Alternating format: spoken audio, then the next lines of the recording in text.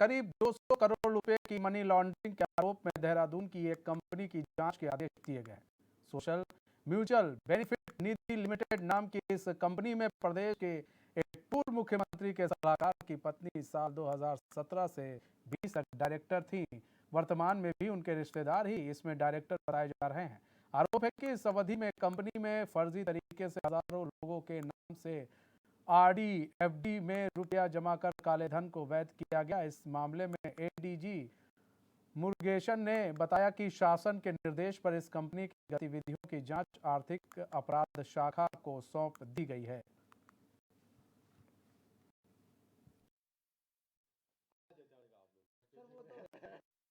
Social mutual fund benefit company कुछ है, company के खिलाफ कंप्लेंट आई है, तो उस पर प्रिलिमिनरी इंक्वायरी हुई थी एसटीएफ की तरफ से। उसमें ये पाया गया कि इस पे मनी लॉन्ड्रिंग जैसे कि कुछ आने का बात आ रही थी। उस पर विस्तृत जांच के लिए ईओडब्ल्यू को भेजा गया है शासन के द्वारा हमारे रिकमेंडेशंस पे। प्राथमिक चीजें क्या अभी वो जांच होगी ईओडब्ल्यू में, उसके बाद हमें कुछ भी पता नहीं चला। हमारे साथ सुजाता पॉल जुड़ चुकी हैं, कांग्रेस की नेत्री हैं। सुजाता पॉल जी, बहुत बहुत स्वागत है चैनल में आपका। सुजाता पॉल जी, कहा जा रहा है पूर्व मुख्यमंत्री यानी कि त्रिवेंद्र सिंह रावत के करीबी के 200 करोड़ रुपए की मनी लॉन्ड्रिंग के आरोप लगे हैं उनकी कंपनी पर, और कंपनी में जांच के आदेश भी दे दिए गए हैं। ये मामला तो तभी हो जाना चाहिए था जब इसके बारे में पहली बार खबर आई थी, और उस समय के कांग्रेस विधायक काजी निजामुद्दीन जी ने इसको विधानसभा में उठाया था दिसंबर 2020 में। और ये तब हुआ था जब आरबीआई ने इस बात को हमारी सरकार तक पहुंचाया था। तो आज तक सो रही थी ये सरकार, मगर फिर भी अब इनकी मजबूरी हो गई है और इनको अब इसमें कार्रवाई करनी पड़ेगी। अब देखिए कि किस तरह से भाजपा की जो सरकारें हैं वो कितने भ्रष्टाचारी और कितने बड़े घोटालेबाज हैं।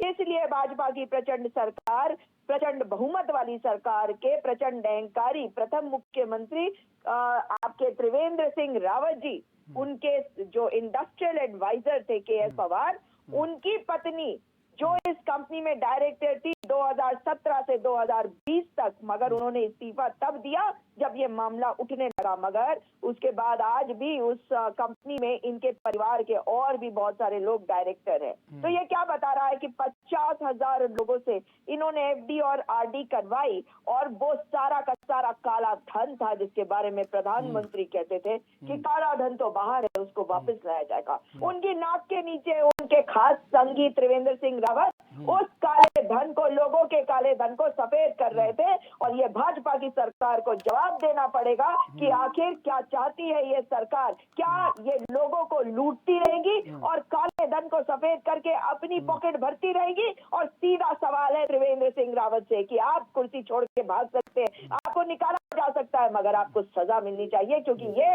आपके औद्योगिक सलाहकार की बात हो रही है। ये है बात आज भाजपा की सरकार की। सुजाता पॉल जी, आप बनी रहिए। हमारे साथ रविंद्र कुमार जुड़ चुके हैं, बीजेपी के नेता। रविंद्र जी, स्वागत है चैनल में आपका।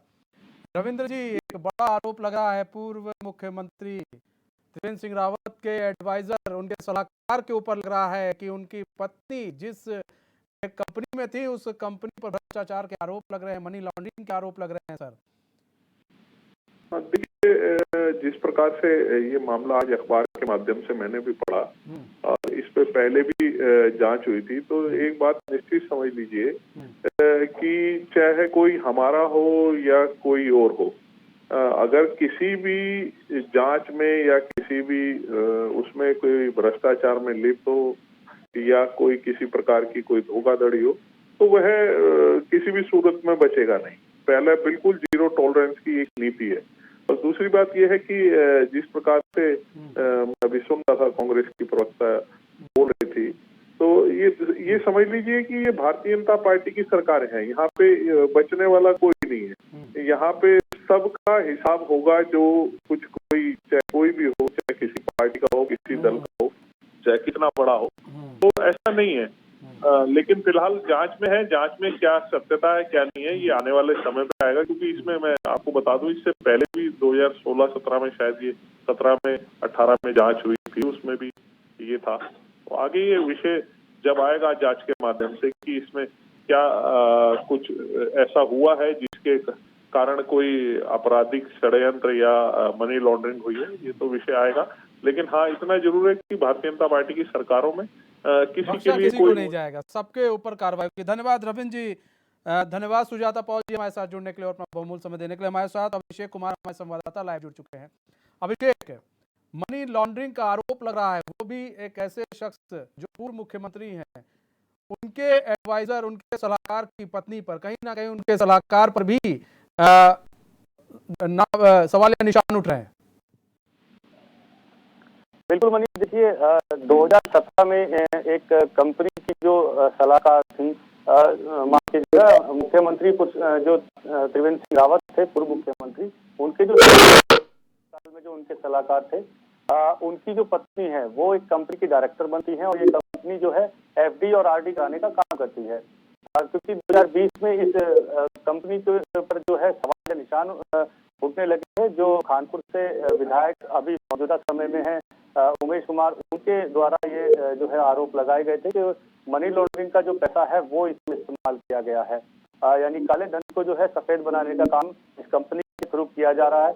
और जब इस पूरे मामले की जांच की गई तो पता लगा कि कई ऐसे लोग हैं जिनके नाम पर एफडी या आरडी जो है की गई है।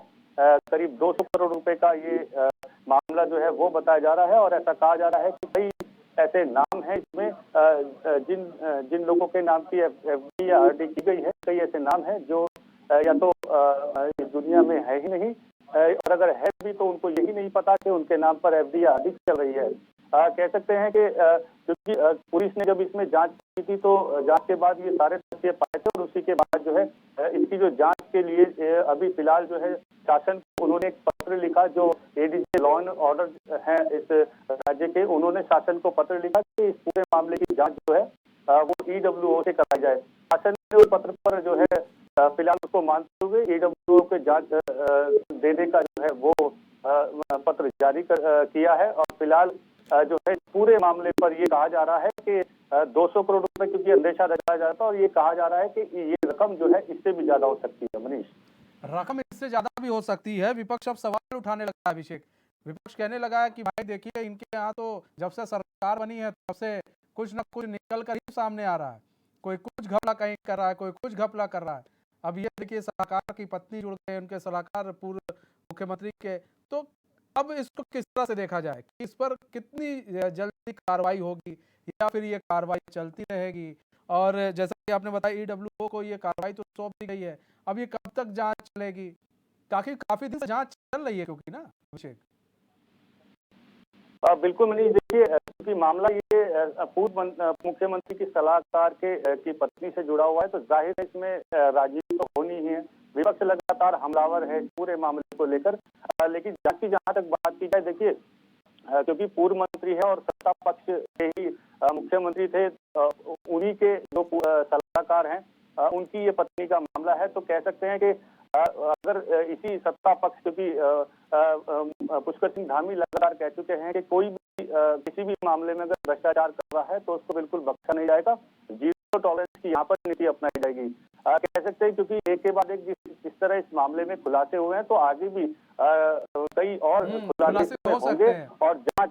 हाँ, और सीएम धामी काम कर रहा है, ऐसा नहीं है कि आप किसी को बचाया जा रहा है। देखिए, चीजें खुलकर सामने आ भी रही हैं और काम भी किया जा रहा है उस पर, और किसी को बचा नहीं जा रहा है।